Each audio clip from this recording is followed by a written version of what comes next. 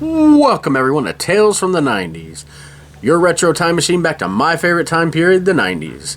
This week we're going to be heading back to March of 1990. It's my fifth trip through 1990, the very first year of the decade, so let's go. Viewer warning. The following program contains material that may be too intense for some viewers. Parental discretion is advised.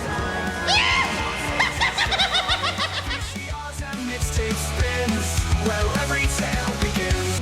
Tales from the crypt, marathons, wrestling wars and morning yawns. Play kickball in the street, man those days can't be beat. Tales from the 90s never die.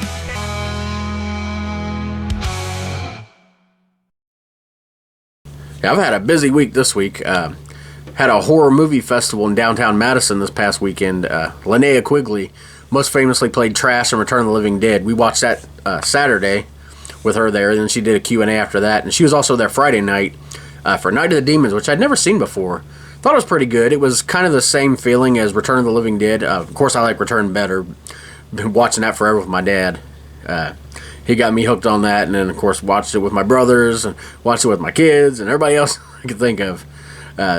40th anniversary for that movie, but pretty cool seeing her. And if you check out the channel, either sometime this week or next week, I should have the Q&As that she had up.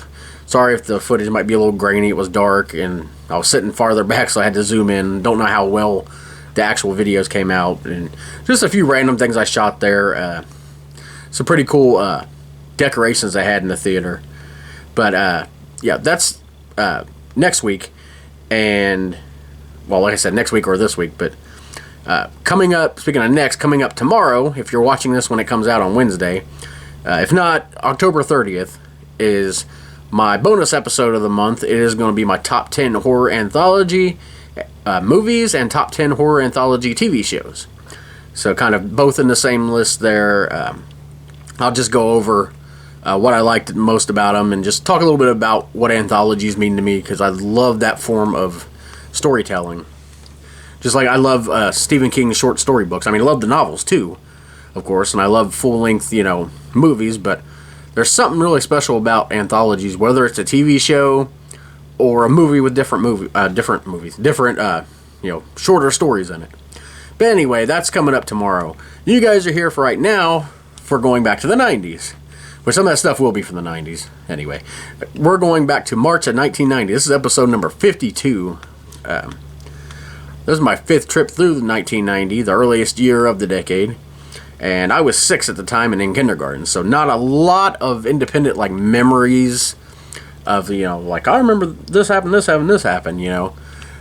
because 6 years old, you have your few, if you remember anything from that time period, you got your few memories, and then you got as you get later on.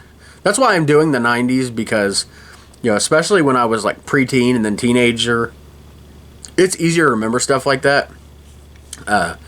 If I ever do a Tales of the 80s or something like that, I'll probably go by full year and not even full month, because like I said, your memory, anyway, in my experience, my memory kind of forms, when I'm, I start the decade when I'm 6 and end it when I'm 16. But anyway, one surprising thing of note, for everybody been watching this for a while knows that my two things that inspire me, other than individual people, are music and wrestling. And I talk about wrestling on here every episode because there's always something going on. But surprisingly, there was actually no wrestling news of note at all happening in March of 1990. There was no pay-per-views. No big shows like Clash of the Champions or Saturday Night. Will you quit? Dog's over there antagonizing another dog. Snuggles, quit! Snuggles! She sits there and licks the other dog's faces obsessively. She does this to everybody. But Carlos isn't having any of it, if I can talk. Anyway, back to the wrestling. Like I said, no pay-per-views, no big shows, no title changes, no news or anything. So, no, I'm not actually going to be talking about wrestling other than what I just did there. But I talked last week. I said that I would cover talking about because I talked about my grandma and my grandpa and my dad, from my dad's side. Hadn't talked about, other than bits and pieces here and there and other podcasts, but I hadn't talked about my mom's parents. And I said that my granny died in 2009, so obviously I wouldn't be covering that year. But I said I would talk about her next time I did an episode on March, and it just happens to be this week. So I'm going to talk a little bit about my grandma on my mom's side, my mom's mom, but I know her more as Granny. I know everybody has different names for grandparents, and who knows where they come from, whether it's, what you call them yourselves or what they want to be called. But anyway, we always called her Granny. Her name was Willa Mae, and she was born March 17th of 2025. What?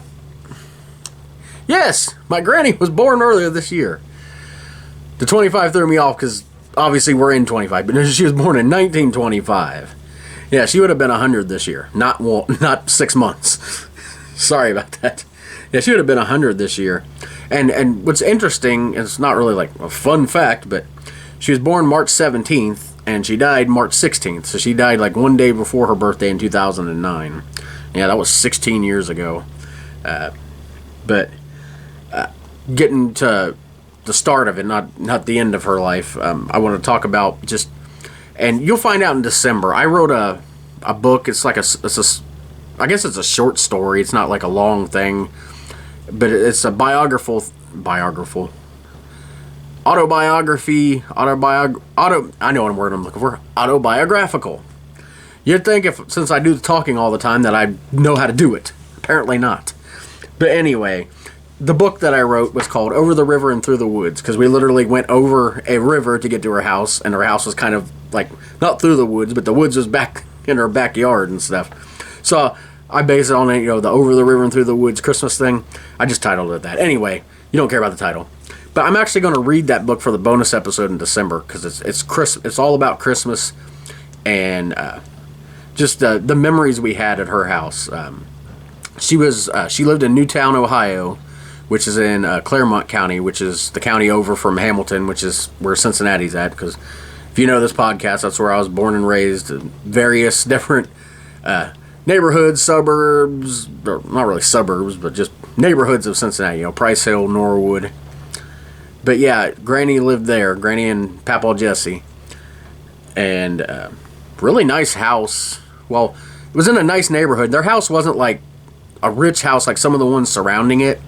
It was originally a farmhouse, I believe, and they built onto it, and they built this like huge porch. Like, I have so many memories of this porch. Like, it scared me, like, because it was like super high up on these like wooden poles, and there was probably more to secure it. But as a kid, I always thought like there ain't much supporting us up here. Of course, as a kid, you get over that quickly. You're running around on the porch. You don't think this might collapse on me. Luckily, it didn't. But yeah. So many memories at that house of me and my brothers and my cousins, especially Thanksgiving and Christmas time. Things were just so special. And like I said, I'm not going to talk about too much about that right now, because I'll read that and expand on it too. Not just going to read it, but just expand on it. Really give you the full story there of just the great childhood memories we had there at Christmas. But I've got some other memories of my granny. Obviously, she was just the sweetest woman. She really was. I talked about my dad's mom, Grandma Lois, how she was more like the disciplinarian, and she was always like tougher. And her husband, my Grandpa Wally, was sort of like my granny. And my granny's husband, Papaw Jesse, was more like my Grandma Lois. So if those two would have been married to the other, and it would have been two mean grandparents and two nice grandparents. I don't think that would have worked. Although, it's funny I say that. I've told this before, but it was after Grandma Lois died. My grandpa was taking me over to Granny's house. They'd been there forever, because, my mom, from when my mom was married to my dad. But my Grandpa Wally was taking me over there. And Papaw Jesse, for some reason, got it in his head that he was there to steal his wife. I don't know what got into him. Grandpa Wally was not like that at all. But he comes out with a baseball bat, shaking it at him like, you ain't going there. Like, he wasn't even coming in the house. He was dropping me off or picking me up. One of the two. I think he was picking me up. Yeah, because I was there, because I remember him, like, getting all mad, and I didn't know what was going on. Like, I don't understand what that was about. Like, no, he's not trying to steal your wife. I don't know. Anyway, back to Granny. She was born in Tennessee. I don't know if she was born in Sparta, Tennessee, but that's where her family was. She might have been born there. But it's like up in the hills of Tennessee. And I embarrassed my mom when I was young because we went to visit them. And the floor was like the old house. So the floor was kind of like lumpy almost. And I was like, there was like this like slant. And I was like sitting on sliding on it going, wee. And I was like embarrassing my mom in front of my granny's family. Like, well, it's obviously my mom's family too. But there was a time I went back there and didn't do that. It was when I was about, I want to say 15 or 16. I think this was 98, I think. Let me see. Yeah. So I was 14, getting ready to turn 15. I remember the year. Well, I'll tell you in a minute. But yeah, I went with Granny with her, I think it's her oldest daughter. She's passed away now, my Aunt Virginia. I don't have too many memories of her other than, her being over there, and I knew she was a school bus driver. But not like, I think maybe we went to her house like once or twice, but you know how it is with some family members. I didn't have no problems with her or anything, but just, she was older, not a lot older, I don't think, but definitely more than a few years older than my mom, so it wasn't like, they were super close and talking on the phone all the time or anything like that. But anyway, she drove Granny, and I got to go with them, which was a weekend away from Marky Foe, the stepdad from hell, if you don't know who I'm talking about. It was, a full weekend away, which normally we would, I'll talk about that in a minute, about going over to her house. But yeah, we went there to Tennessee for like, I think it was more than a weekend. I think it was like 4 or 5 days. I knew we came back on a Sunday. Yeah, it definitely was the summer, because I remember, I'll tell you why in a minute. But yeah, it was the summer, so we weren't in school, because I was like, they wouldn't let me out of school that long. But yeah, it was super cool, like being down in Tennessee. That's the farthest away I've ever been from Cincinnati, still to this day. And I remember her family, one of them had a tape from Tales from the Crypt. They taped it off HBO, like 8 hours worth of Tales from the Crypt. So that was like the greatest thing. Bring that home and show it to my brothers. And of course, hide it from Marky Foe, because it had what as kids we called parts in it, which is just naked scenes and the Crypt we weren't supposed to be watching, that he would have took away from us. Which, I mean, I can't fault him for that. You should take that away from your kids. But anyway, we kept it hidden. But yeah, we got back, and then we got back late, so I convinced, like, please let me stay over here another day, and my mom would pick me up in the morning instead of them taking me back, another day away from Marky Foe. But the other reason I wanted to is because, well, I knew when I was over there that Granny would let me order pay-per-views of wrestling. Didn't happen a whole lot, but whenever I happened to be over there on a Sunday, and ECW had their pay-per-view Heatwave 98, and like I said, ordered that, and she watched it with me. She was like, these people are crazy, because she'd never seen ECW. She'd seen stuff like back in the 80s and early 90s. She's seen like AWA, WWF, WCW, the tamer stuff. These people were crazy to her. But yeah, I remember that's the thing I kept alluding to of why I remember, because it was Heatwave 98 ECW. But yeah, another great memory we have is going over there, whether it's for the weekend or a week, sometimes during summer break.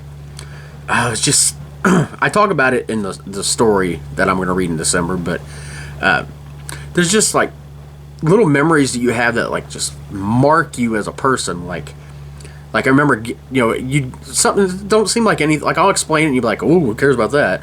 But getting up at like 6 in the morning and standing outside, and there's like dew everywhere, because it's summertime, and and just, the sun's starting to come out, and knowing you got a whole day of, it's Saturday, so you got that whole day, because you didn't want to go home in my situation because of my stepdad. So you go over there, during a regular weekend visit, go over there Friday after school. You wake up on that Saturday and it's just like you got the whole world at your fingertips, and you try to make every second last. Even as a kid, you know that this is special, so you try to make every second last. You got Nickelodeon coming up that you can watch. You're gonna go outside and play. Whether this is with going over there with my brother Josh. So, sometimes it would be Travis. Sometimes it'd just be me. But you got that whole day, and Granny's gonna make you some great stuff. She always got them little tiny frozen pizzas. They were great. She'd always make hand cut potatoes and make French fries, fry them in an iron skillet. Nothing ever tasted as good as that. And whatever you want, chicken fingers, TV dinners. She bought all kinds of stuff the kids loved. Nesquik to have chocolate milk. Still to this day, I love Nesquik. I don't really care for Hershey's syrup, but I love the Nesquik powder. I love that stuff. But and sorry, I'm just kind of lost in my own thoughts here.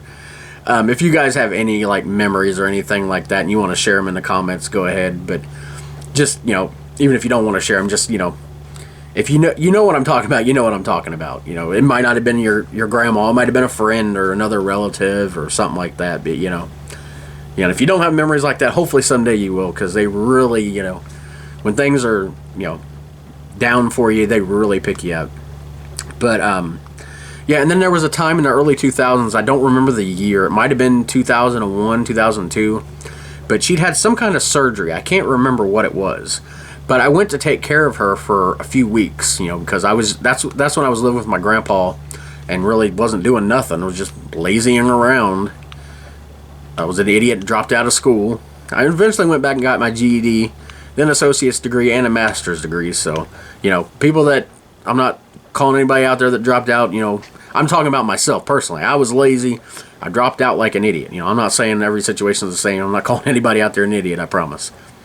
But yeah, it was during that time I took care of her. I remember we would watch Alf, because they'd finally put reruns of Alf back on. And I'll be talking about Alf in a little bit here. But we would sit and watch that all the time, because she would remember that from the 80s. And, as she was getting back to health. Can't remember what the surgery was, but yeah, I took care of her. And that was the first time I was taking care of her, and then I had to go back over to Papa Wally's, or Grandpa Wally's. I always called him Grandpa Wally and Papa Jesse, but like I said, I don't know why you come up with these names or who comes up with them. But I remember during the thing with taking care of Granny, was there was riots going on downtown Cincinnati, and so I couldn't even get back over to my mom's if I wanted to, which wasn't going to leave Granny anyway. But I go, I would normally take the bus, go down from Norwood, go downtown, and go up to Price Hill, Grandpa Wally. But there was these riots over I think it was a cop that had I don't know if he killed somebody or beat somebody up, but it was it was racially motivated, so there was the race riots downtown, and nobody wanted to be downtown at all because stuff was going crazy. But yeah, it's just all those different memories come rushing back. And then, like I said, she passed away in 2009. She had Alzheimer's disease. I hadn't been to see her in a while because I'd moved to Indiana.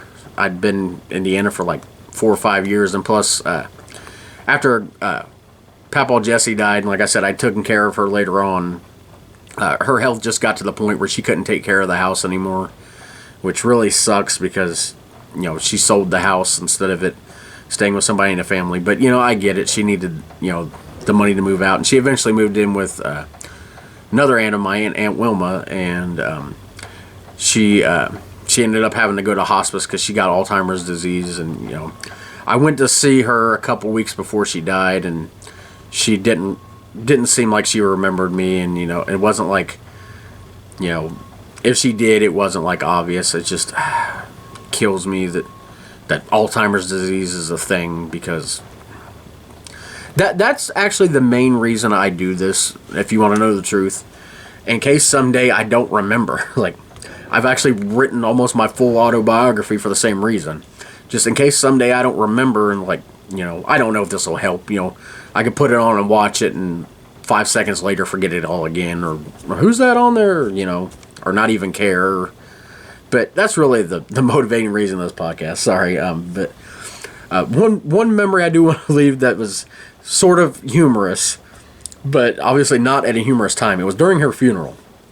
I was lucky enough to be chosen as one of her pallbearers, which, obviously they're the ones that carry the coffin. Not pallbearer, oh yeah, it's from wrestling. I had to get wrestling in there.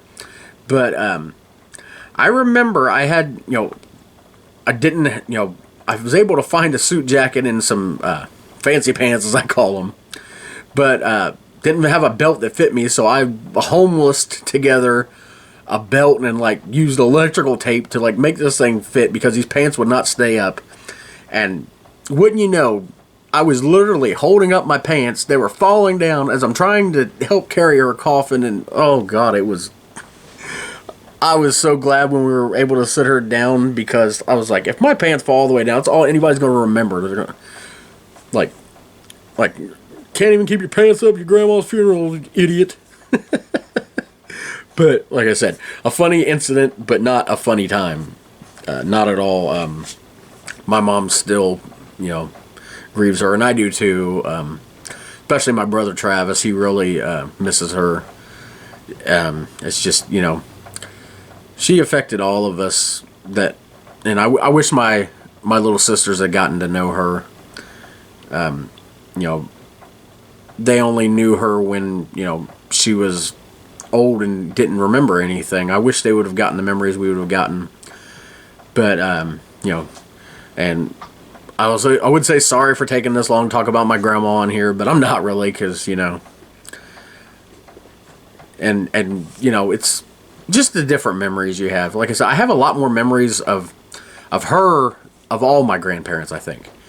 Because Grandpa Jesse, her husband, mostly kept to himself in the kitchen. I'll be talking about him too on the month and year that he passed away. And like I said, my parents have split up, and I was living with my mom, so I didn't have a ton of memories with Grandma Lois.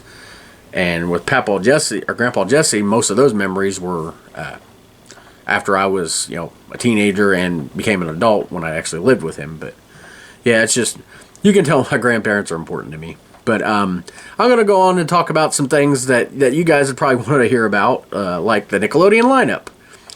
This time I'm doing a Sunday one. I haven't done a Sunday one in a while. Let's see what was going on Sunday. March, I have February, but it's March. I don't know why I had a 2 on there. March 18th of 1990. And then we'll look at the TGIF lineup after that. Get my slow computer to work here. Of course, you're talking about Nickelodeon. On the schedule, you're talking about Nick at Night. We got Rowan and Martin's Laugh-In. Never cared for that. Then we got Mr. Ed. I love that classic show. Then we got all kinds of great classic shows. Some of them I haven't seen at all, like this one. Make Room for Daddy. My Three Sons. The Donna Reed Show. Rowan and Martin's Laugh-In again. Car 54, Where Are You? We got Mr. Ed again. Another Make Room for Daddy. The Ann Southern Show. Never heard of that at all. And then at 5 we've got Lassie. And then 5:30 Dennis the Menace. The old the black and white show, not the cartoon. Then at 6 we got the Mysterious Cities of Gold.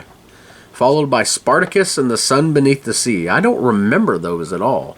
Of course, this was 1990 Nickelodeon, and I was 6, so some of these shows that didn't continue into the 90s that far, I wouldn't remember at all. Like The Adventures of Little Koala. Heard of it, but never watched it. And Dr. Snuggles? I've never heard of that. I got a dog named Snuggles. Snuggles, you're a doctor now. Then we got Kids Court, the kids' version of the People's Court. And finally, one I remember, Heathcliff. Love Heathcliff. My favorite of the Orange Cats. I love Garfield too, but I love Heathcliff the most. And we got Looney Tunes on Nickelodeon. Then we got something called Total Panic. It looks like it's 2 hours. I wonder if it was a movie they showed on Nickelodeon. I'm going to look it up.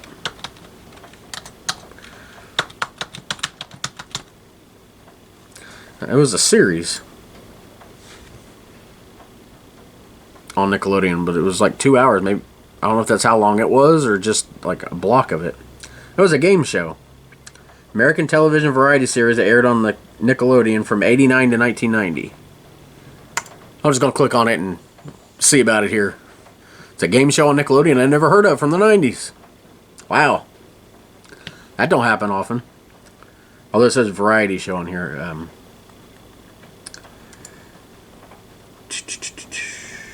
Trying to see what it is.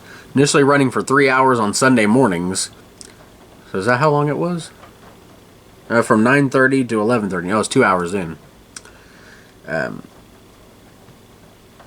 Total Panic did not have a set format week in and week out. So it kind of seems sort of like What Would You Do? Show did, however, at its core, encourage audience participation. For example, Total Panic often invited its young audience members to compete in trivia games of Double Dare-esque physical challenges for prizes. One notable game was Eat a Bug, in which the contestants would stand in front of a chroma key screen, which is like a green screen, and attempt to catch with their hands animated flies, wasps, or ladybugs, all the while trying to avoid giant spiders or bumblebees. Eat a Bug was designed by Dean Friedman and served as a prototype for the series Nick Arcade. That is so cool. I didn't even know about that. For which Friedman produced a dozen games. So this show sort of led to the genesis of one of my all-time favorite shows, Nick Arcade. Incorporated stuff from another one of my favorite all-time game shows, Double Dare. And has the same type of format of like a Wild and Crazy Kids or What Would You Do? So I'm going to have to look up Total Panic. I really am, because this seems pretty cool. Yeah, that's really awesome. Sorry for the going off there. Then we got Dennis the Menace, which it don't specify whether it's the cartoon or the TV show, but I'm guessing since it's on at 11:30 in the morning, it's probably the cartoon. I love both. The cartoon is my favorite, though. Count Duckula. Then at 12:30, another all-time classic, Inspector Gadget. We got Lassie again. Then we got Heathcliff on again. Then we got The Kids of Degrassi Street. Okay, the Degrassi thing, isn't that like another series? Yeah, I did. It says a 1979 Canadian series, which I know some of the Nickelodeon shows came from Canada.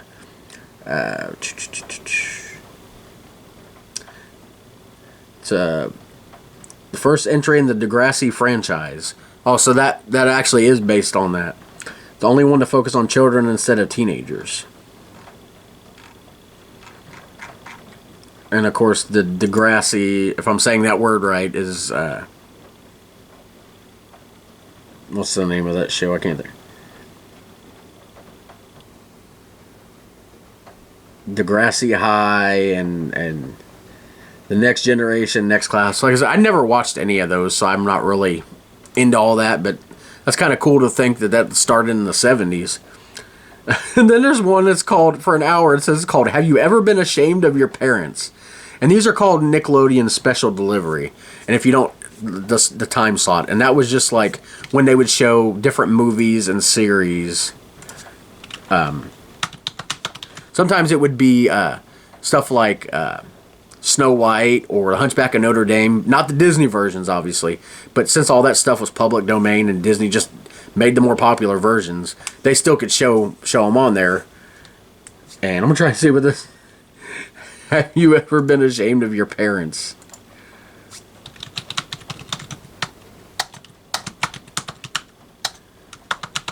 Why do I have a feeling this isn't going to have anything come up? Not on Wikipedia, anyway. Maybe I'll Google it. Sorry, I'm filling the time with this. So that's a TV program. So I guess it's not a movie.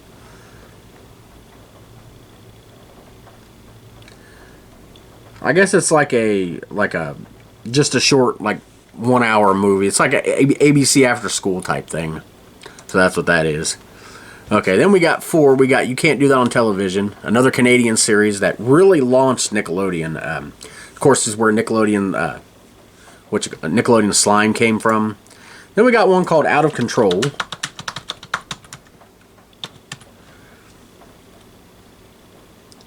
Which, of course, I'm going to look that up now. Sorry. American sketch comedy series, hosted by Dave Coulier, of course from Full House.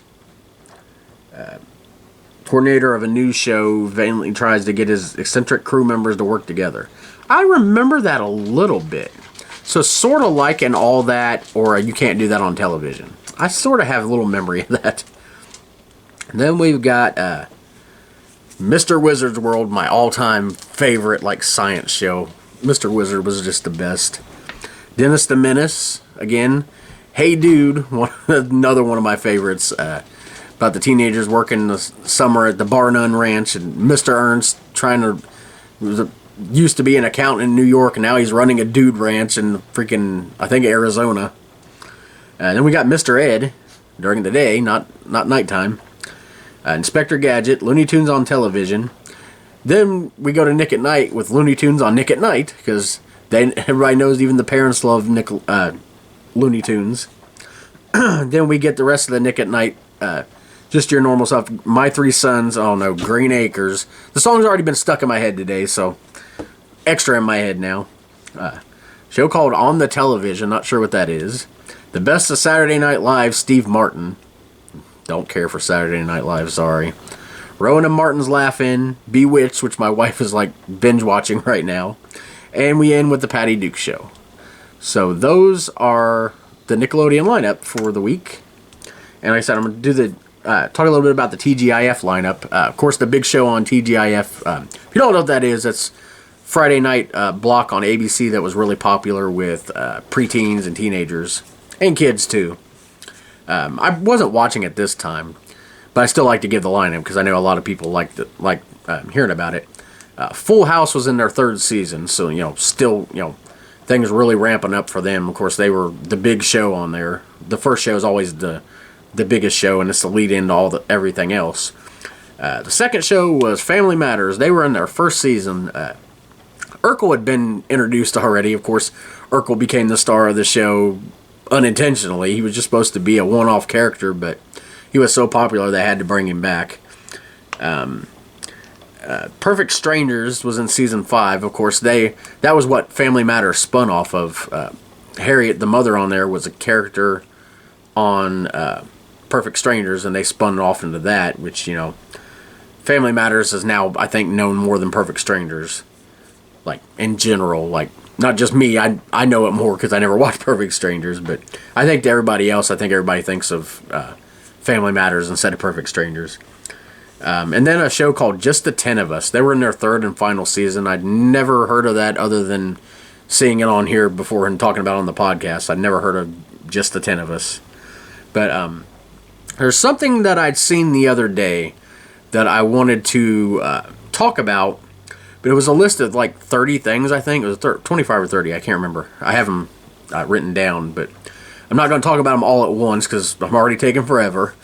But I'm just going to talk about 5 each week. And these are obsolete 90s things that are either aren't used anymore or not produced anymore or just considered obsolete. Even if people still use them, they're considered obsolete. So I'll just talk about 5 each week, and you guys can give memories if you remember these things. Some of them, they're obvious things you remember. Some of them are a little more obscure, but start off with the first one, beepers or pagers. If you remember those, I never had one. My parents had always been like, only drug dealers have those. And I don't know if that was actually a thing or if it was true or what, but even then, I didn't see really the appeal of them other than just having something and looking like you're rich or cool, because it's like the only thing you can do is you have to pay for a service for it, just like you would these days with a phone. But I don't know what the structure was. I don't know if it was prepaid, contract, whatever. Probably contract. But all you could do is somebody call it, and it would send out a beep. You could sometimes send a thing, put a number on there to call back. Like it was like having a cell phone, and you can somehow get a call, or get a text message, but you can't call them back on it. That's the only way I can explain it if you don't know what I'm talking about. But these things were like everywhere. I think Marky Foe had one at one point. Just even then, I didn't really see the point of these. I was like, wouldn't it be just cool if you can? And of course, they already had car phones then, and probably they already had like early cell phones, but not anything like we think of today. Not even talking to smartphones. I'm just talking about like the Nokias of the mid 2000s that we all love. But yeah, I was like, there's got to be a better way than this. These things are stupid. So I never had a beeper, never had an interest in one. Maybe if I found one like at a flea market or something, I might pick it up just to have on a shelf and say, look at this cool item. But the second thing is a dial-up internet modem. Now, these days, everybody, of course, has Wi-Fi, whether they're getting it from, they're just running it off their phone. If they don't even have a computer, half the people just have a phone with, don't worry about Wi-Fi. Unlimited data or whatever, but not us here. We have an internet modem that from Spectrum that has a cable plugged into it, and then we also have a wireless modem. My main computer I hook up through Ethernet just because it's a little faster and more secure, but everything else runs off of Wi-Fi, and ours is a pretty fast speed, and it's not even near the fastest, I don't think. But back then, like when we lived in Indiana, I don't live there anymore, apparently. I'm an undisclosed location. No, when we lived in Vevey, Indiana, as we got, the first time we had Ethernet, and we were like blown away by how fast it was. And it was, it's probably not even 3G speed now. But if you remember back in the 90s, you couldn't just, plug this in and go, or plug nothing in and still have it. You had to plug your phone line into your computer, and that, I still remember that noise of it connecting. And if anybody picked up the phone, you'd lose your connection, or if you had an incoming call, of course there were some people, the richer people, that would have having a second line. They have one just for phones and one for internet, or some people would even have their own phone line in their room, which is like a big deal then. We never had internet back when I was, especially this time, 1990. I don't even think AOL was a thing then, or if it wasn't anything like it is now. But never had internet until, I don't think my mom even had internet until like the early 2000s after I already moved out. We never had anything like that, but I sure remember those from school and from hearing because the first time we got internet when I moved out on my own, I was living with my wife, like I said, in Vevey before the Ethernet. We had one of those net, can't remember what it was called, net something. I think it was Net 10. No, Net 10's a phone. NetSpeed, that was what it was, NetSpeed. One of those discs you get where so many free hours, but you plug your phone line into it. So we were still using the dial-up then, and of course nowadays that stuff is so obsolete. But just a little snapshot of that time period. Another thing that I don't think is obsolete, because I use it all the time still, is CD players. Like I said, I don't think CD players are obsolete. I have one in the van that I listen to CDs all the time. I got a huge, I think it's like almost 500 CDs of ones that I've had from early 2000s to stuff I still find at Goodwill and stuff, or flea market. I'll pick, if I don't have this one, I'll pick it up, and I'll listen to it. Like I said, listen to it in the van on going somewhere, or I'll upload it to my computer, because nowadays everything's about streaming, whether it's TV or music. I prefer having my collections, my DVDs, my Blu-rays, and my CDs. The only time I listen to CDs is in the van, really, because I don't want to mess up data on my phone, and I don't have, a hard drive with enough on it, because I like to have all my music. I have like literally enough music to, if you were to listen to it all for like, I think it's like, what was it, 65 days straight, without hearing the same song again, you could, put on my playlist. And almost all, not all of it, but probably 75% of it came from my CD collection. But, they're obsolete now, but everybody remembers all the different types of CD players they had.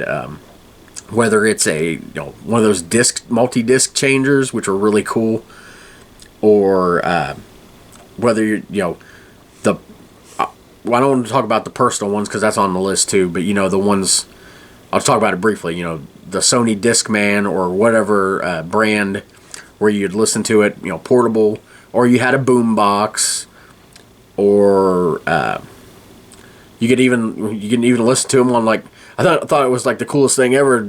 You could listen to them on, like, Sega Saturn or PlayStation 1 even.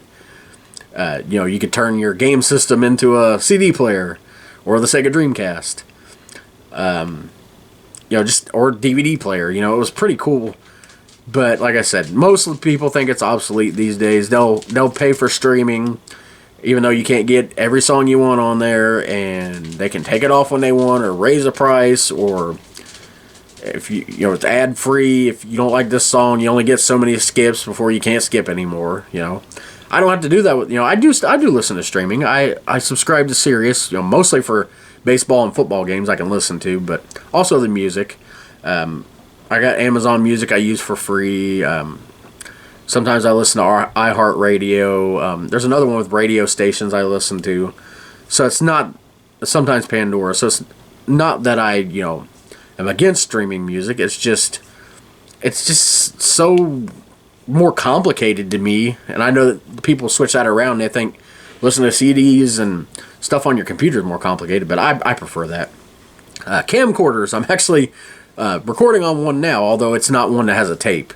Of course, everybody remember those big clunky ones from the 80s, the one that goes on the shoulder. And then later on they came out with the smaller ones that would even have a smaller tape that would go into like a bigger tape to play in your VCR. But yeah, those are mostly obsolete these days because everybody records on their phone, and I get there's phones that have better quality than even the video you're seeing now. But I've got a Sony camcorder. It works for what I need. I'm not making movies. Most of these people that record things think they're making movies. You're just recording family stuff or stuff that's interesting, You don't need 9,000K. But, like I said, most of the people just record off their phone. I still like the old-fashioned, holding the camera in your hand or having it on a tripod, just like my grandpa Wally taught me all those years ago. My love for recording things I got from him. And speaking of cameras, the last thing we're going to talk about on this list this week is disposable cameras. Everybody remember those? I think they still might have those. But before that, you either had a Polaroid, which I won't talk about too much because it's on the list, or you had a camera that you put film in before the digital days, obviously. Or if you didn't have one and you didn't want to spend a whole bunch of money on a camera, you buy a disposable one for whatever the price was. I think the last time I bought one was like $15, but that was like 2007, I think. But yeah, you could buy it, and then you take you take it to the delivery. You take it to whoever will develop photos, where sometimes it would be Walmart or like CVS, a pharmacy, or I don't think I've ever been to like a dedicated, because they used to have dedicated places that just develop photos. Nowadays that's kind of a lost art. People don't do that anymore. Everything's digital now, and I get that. I use digital technology too to take pictures. But there's just something about, taking that camera in and getting stuff back, and you're hoping the stuff ain't out of focus or blurry because, you only get the one shot at taking the picture. Nowadays, you see on your phone, you take a picture, it's blurry, I'll do it again. Take 7 of them, make sure you got it right. Well, you couldn't then. You got so many pictures or much room on the film, and you run out. But yeah, disposable cameras are just... So, of those 5, which ones do you guys miss the most? Or which one do you guys still use? Or which one maybe you never even heard of? Again, these were beepers, dial-up internet, CD players, camcorders, and disposable cameras. Which of those do you guys remember the most fondly, don't remember, or even still use? Let me know in the comments. Only a few things to talk about in sports. We're in March, so no baseball. Baseball's getting ready to start. Football's over for a couple months. But I do enjoy college basketball during March Madness. I've said that before. It's about the only time I watch. A couple of my teams made the March Madness tournament. Xavier, which is close to Norwood, which is where I wasn't living at this time, but in Norwood, it's like right on the outskirts, like right before you get to Norwood. It's close enough that it's closer where I lived than even the University of Cincinnati was. But they made it all the way to the Sweet 16 that year. Again, this is 1990. If you can't read the title on the video, they defeated Kansas State 87-79 in the first round. Then they defeated Georgetown in the round of 32, 74-71. And then they lost in the Sweet 16 to Texas, 102-89. And then my favorite team of all time is Ohio State, and they made it to the round of 32. They defeated Providence 84-83 in overtime in the first round, but then they lost in that round of 32 to the eventual winner of the whole tournament, UNLV, 76-65. And of course, like I said, UNLV won their very first NCAA championship that year. They defeated Duke in a huge 30-point blowout, 103-73. Like I said, that was our first ever championship. And then taking a look at some NASCAR news, Kyle Petty won the GM Goodwrench 500 at Rockingham, which is always funny to me because when I started watching NASCAR in about, I think it was 2001, it was actually the season Dale Earnhardt died, was when I started watching full time. Again, because of my dad, just like my love of Ohio State, because of my dad. I wanted to be like him, so I liked the stuff he liked, but then eventually I would, grow to actually liking these things. Just like with NASCAR, his favorite was Jeff Gordon. My favorite was Jeff Gordon. Sometimes when you're younger, you pick teams based on either where you live, which of course, Bengals and Reds. Unfortunately for me, I'm a fan. But, or it's, something one of your good friends or your parent likes, but I was never one of those wishy-washy, oh, the Bengals suck this year, so this is my new team here. No, I'm Bengals whether we get a perfect year, win the Super Bowl, if that ever happens, or we lose every game and are freaking dog crap. I'm with the team good, bad, indifferent. I'm not one of them people that jump on a bandwagon. But anyway, back to Kyle Petty. When we were watching him in like 2001, I think Josh, I remember this, because I got him watching NASCAR for a couple years. But he was always the absolute worst. He would more times than not even finish the race, not even finish last, not even finish the race. His car would be wrecked out of it. But here he, obviously the Petty name, and at one time he was a good driver. I believe he drove the NWO car for during the WCW NWO days. I believe he drove the NWO car. It was like I think he might have even officially been a part of the NWO. So I guess that's good for him. But he won the GM Goodwrench 500 at Rockingham, and Dale Earnhardt won the Motorcraft Quality Auto Parts 500 Speedway, and that was the year he went on to win his. Earnhardt went on to win his fourth NASCAR championship. Of course, four of 7. And then I know it's football season not going on, but some news of note for football. The LA Raiders announced that they were returning to Oakland to become the Oakland Raiders. Of course, they would move back to LA, then back to Oakland, and now they're the Las Vegas Raiders. So all that time, same colors, same team name, just bouncing around. Makes it hard if you're a fan to I know Oakland and LA are kind of close. They're not, well, I don't know exactly. I don't know geography of California. They might not be. But I believe they are. But at least they're in California. Then they moved to Las Vegas. But I talked a little bit about Alf before, watching with Granny. But this is actually the month and year that Alf ended as a series. And it ended on a cliffhanger on season 4. A two-parter where Alf was, finally made contact with people from Melmac. He's going to see Rhonda, his girlfriend, again, and all his people getting ready to go home.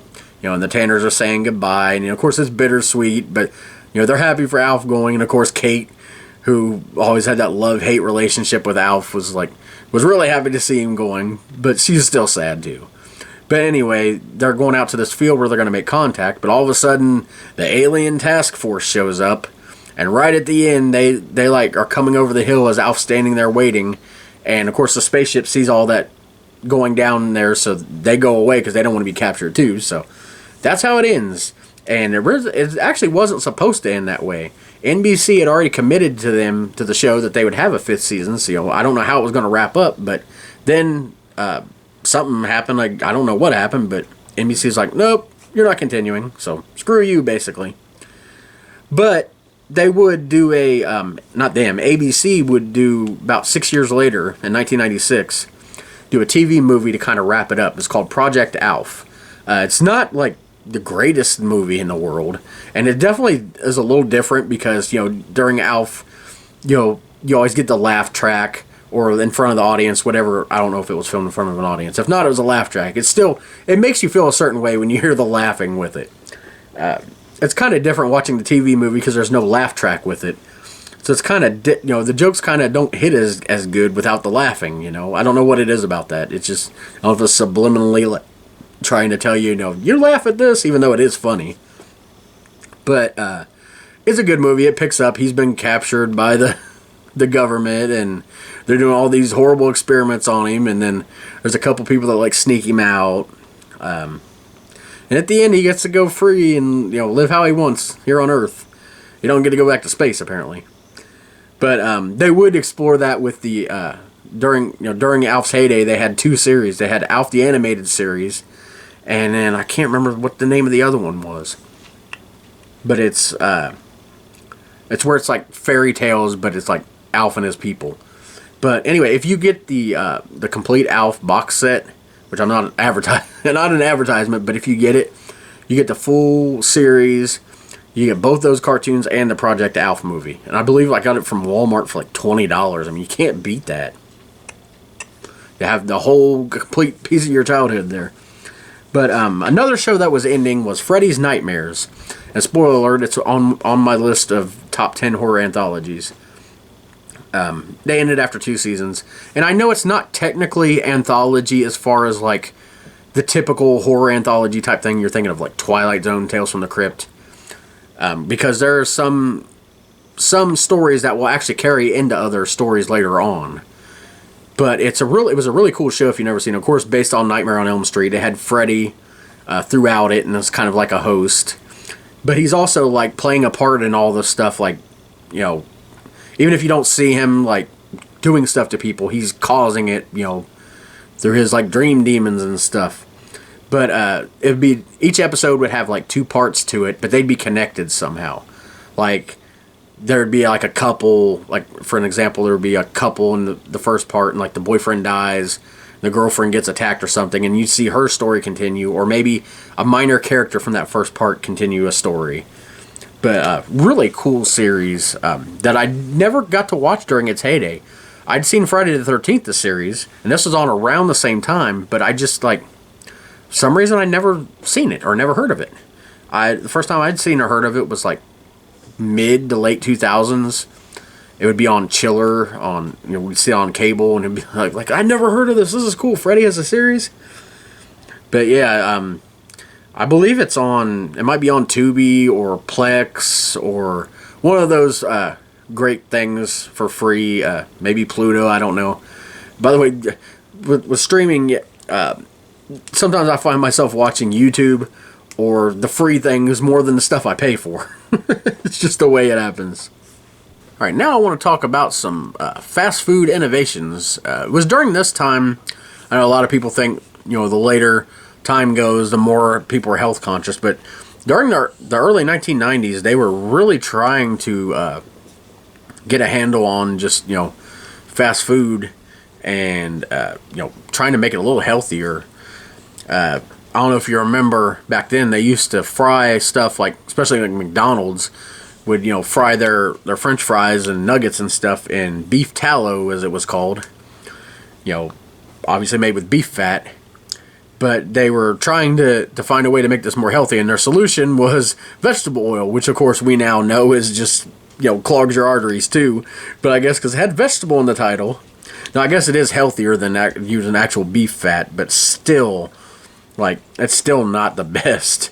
But I wonder, by the way, that makes me wonder if McDonald's is ever going to find a way to, air fry their fries. Maybe not all of them, just for people that request them. Sorry to get off on a tangent on something now, but I hate if you're trying to eat healthy by doing an air fryer, which you are obviously, then instead of frying something. But at the same time, if you get a bag of frozen French fries, they coat those, and even with chicken strips, and chicken nuggets, they coat them with oil, I guess, to get them to the way they are. They flash fry them in oil, so you're still getting the oil anyway. I wish that they could find some way to do it without losing the flavor, without having that oil that's already coating them. Anyway, back to this. It wasn't just McDonald's. Other places, started to use vegetable oil. And of course, a lot of people have said that there's been a taste difference. Being, 1990, I was 6. I wouldn't remember what McDonald's French fries tasted like with beef tallow versus the vegetable oil. I think they use a vegetable oil in either cottonseed oil or sunflower oil or something. McDonald's specifically uses that kind of mixture or something. But like I said, I don't remember, obviously, what they tasted like before to be able to it don't taste as good anymore. But like I said, not just that, but Burger King introduced something called the BK broiler, which is a flame broiled chicken breast instead of the typical fried chicken patty, which is I'd never had one of those, but it sounds like it would be good. Grilled chicken's okay if you make it right, and I think it was around this time Wendy's introduced a grilled chicken later that year. But stuff when KFC came out with their grilled chicken breast, it was dry, just was not as good. You could tell that they didn't want people to like this, so we're just gonna make this thing dry so they'll get tired of it and go back to our normal chicken.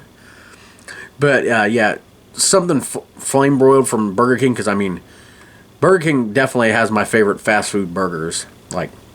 If you're talking just a regular burger, whether it's cheeseburger, bacon cheeseburger, Whopper type, Whopper, Big Mac, signature, I guess I'm trying to say the signature sandwich type things. Hands down, Burger King's always going to be my favorite, just because the flame broiled. So I imagine the chicken breast would be good that way too. And I never had it, obviously. If anybody's had it, you got a lot of homework for you guys. You gotta comment this, and just not trying to do it to get any. I don't get money for comments or anything. Just trying to engage you guys. I love reading comments. Even if I don't respond to everyone, I enjoy reading them all. It's cool to see, who's enjoying this. And if you got any criticism, let me know too. I'm not thin-skinned. I mostly will take stuff if it's constructive and try to make this better. Someone's like, "You suck." I seen ones the 90s are over, get over it. I know that. That's what I'm talking about. I'm not going to talk about the present day. Everybody does that. Everybody complains about politics and this and that. You've heard that to death. Let me talk about something, from back then that's not going to affect anything now. Anyway, the movie that came out this month that I freaking will love to my dying day, and a lot of people in my generation will, was Teenage Mutant Ninja Turtles, the very first of those 90s movies. Of course, in my opinion, and a lot of people's opinions, the best. The second one, Secret of the Ooze, right there close to it, but not quite as good as the first. And a lot of people crap on the third one when they go back into time to Japan. I like that movie. I don't think it's as horrible as some people seem to think it is. And I enjoyed the TMNT, the 2000s movie, and then the other one. I can't remember the one it is, but it has WWE Sheamus as is it Bebop or Rocksteady? I can't remember which one, but the one that actually has Krang in it, and the Technodrome. I enjoyed that too. But for me, if you're talking about Turtles movies, my all-time favorite is the one from 1990. This is a pretty big movie. I got the figure here. Box office, it says to date, I don't think if they released it in theater now, they would include any tickets they sold for that. They just mean, the initial run while it was still in theaters was 135,265,915. Now, I don't know where that stacks up with, like, classics like The Godfather and, The Shining and all that stuff. But that's pretty big for basically a kid's superhero movie with turtles. It's a specific genre of superhero. Turtles. No, but that movie was so good. It was such a darker change from like the Turtles cartoon where, Raphael was moody in that. But this was famous for Raphael like cussing, like, damn. And, like people are like, oh my God, Raphael said the D word. But of course, it has April. Introduces Casey Jones. Not introduces, he was in the cartoon too, but it has Casey Jones in it. And of course Shredder and the Foot Clan. Just such a great movie. Splinter at the end, I made a funny. And then the next one, I made another funny. Gotta love Splinter. And of course 1990s also the same year that they came out with the Teenage Mutant Ninja Turtles Coming Out of Their Shells tour, which I've talked about before. I'm probably one day going to do my own video of it. I might even do watch-alongs with some of the like individual parts of it or something. I don't know, but me and my brother Josh, that was the greatest thing ever, the Turtles concert. My mom ordered that on pay-per-view, and we watched it, which is different if you see the version that's on YouTube, unless you can find a pay-per-view version. I haven't looked in a while. Or the version that was released home video. They cut out the stuff that happened at intermission because, there's an intermission because it's a live, musical type thing. I know it says it's a concert, and it is, but it's more of a musical because, it's like a play, basically. It's a musical, like I said. Shredder's there, the funniest looking Shredder ever. Splinter with his Skipping Stones song, which he went on and on about skipping stones for some reason. Sound like Bruce freaking Springsteen with laryngitis. But anyway, during the intermission, they had this like weird stuff like trying to make people like conscious of the Earth. It showed like the Earth spinning around and pollution happens and the Earth turned into a hamburger and then it dies. It's like in the middle of this concert, you're trying to enjoy the Turtles and Shredder's after them and you're watching along, and then all of a sudden, hey guys, if you don't clean up the Earth, you're all gonna die. But anyway, I think the parts of that are somewhere on YouTube too. If you happen to see the version that's like I said, home video released, that gets cut out. But anyway, it has nothing to do with the movie. I was just same year, so it's got me thinking about that. Yes, I like the concert better than the movie. And yes, I know it's cheesy. I don't care. I'll love it till the day I die. Which hopefully it's not when the Earth turns all messed up and turns into a hamburger. And a piece of cheese at one point, I think. But anyway, speaking of turtles, we're on a turtle theme here. The top grossing arcade game, because this is back when they kept records of arcade games, because obviously they had home consoles. Nintendo was like at the top, but Sega Genesis was kind of gaining on them, which really made the Super Nintendo become a thing. In fact, I think it was the Super Famicom, which what Nintendo is in Japan, the Famicom. But the Super version of it had just released in Japan, and of course it would be next year the Super Nintendo would release here. But yeah, the top game in the arcades was Teenage Mutant Ninja Turtles, that original one with that water level. Oh, I hate that thing. I've never played it in the arcades, unfortunately, but I did play the home version on NES, and that love-hate relationship with that game. If you ever played it, you know what I'm talking about. But last thing I want to talk about this week is music. Of course, I like to give the number one songs of the time. For the pop charts, the Billboard Hot 100, Escapade by Janet Jackson, number one for 3 weeks. And I've said it a million times, I never really listened to pop music then, so I never heard of that. But one song I did hear of, because I remember my mom listening to it all the time, because she would listen to country a lot, but she would also listen to like older rock stuff, but also sometimes some pop stuff. Black Velvet by Alana Miles. I think everybody knows that song. I think it was a one-hit wonder for her, but it was number one for 2 weeks. Like I said, I think everybody knows that song.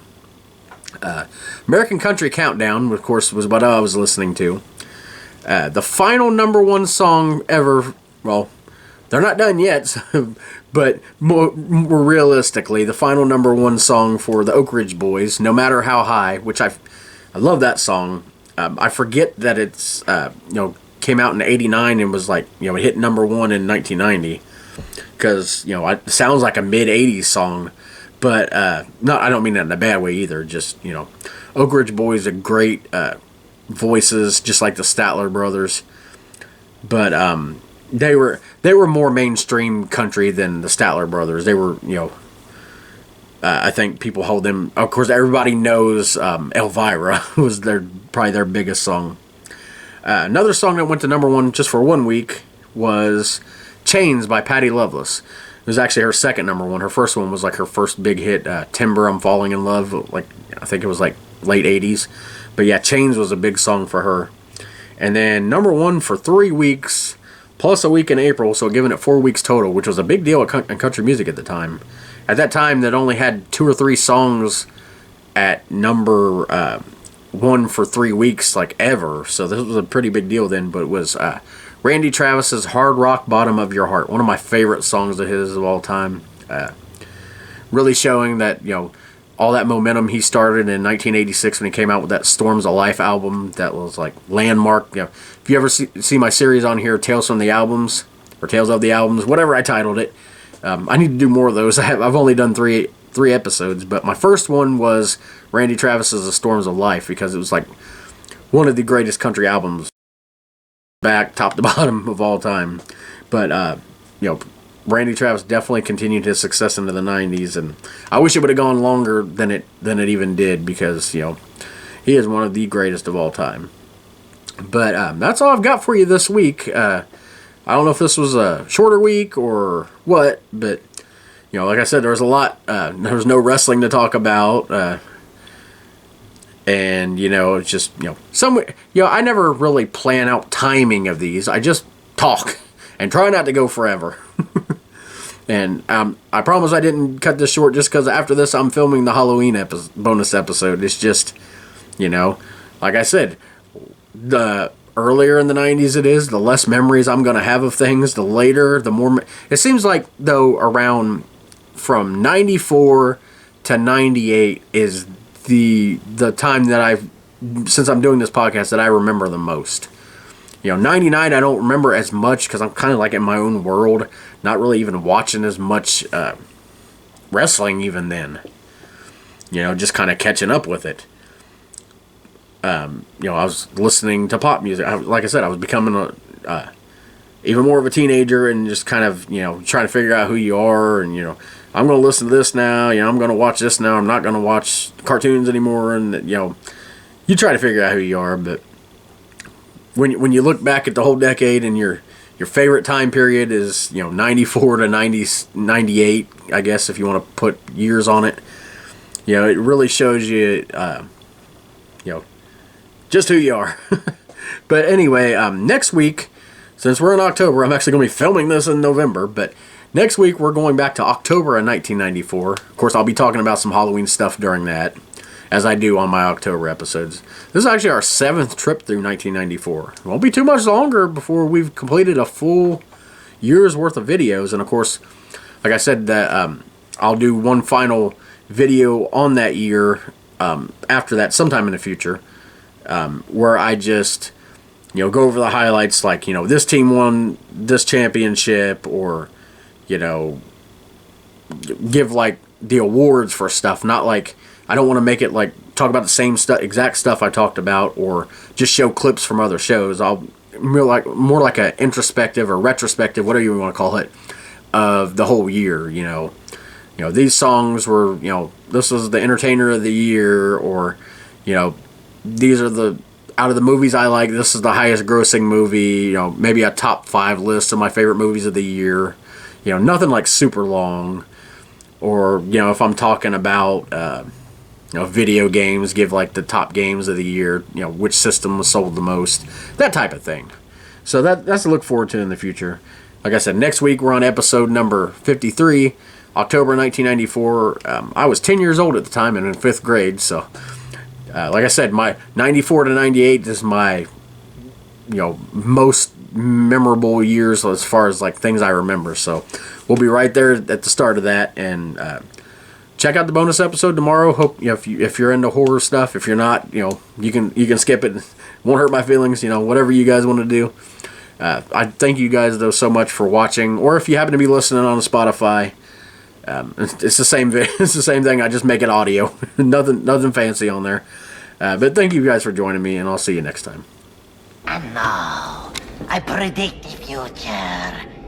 Next week, you'll be in the same time, same place, same station, for another hideous, hateful haul of horror.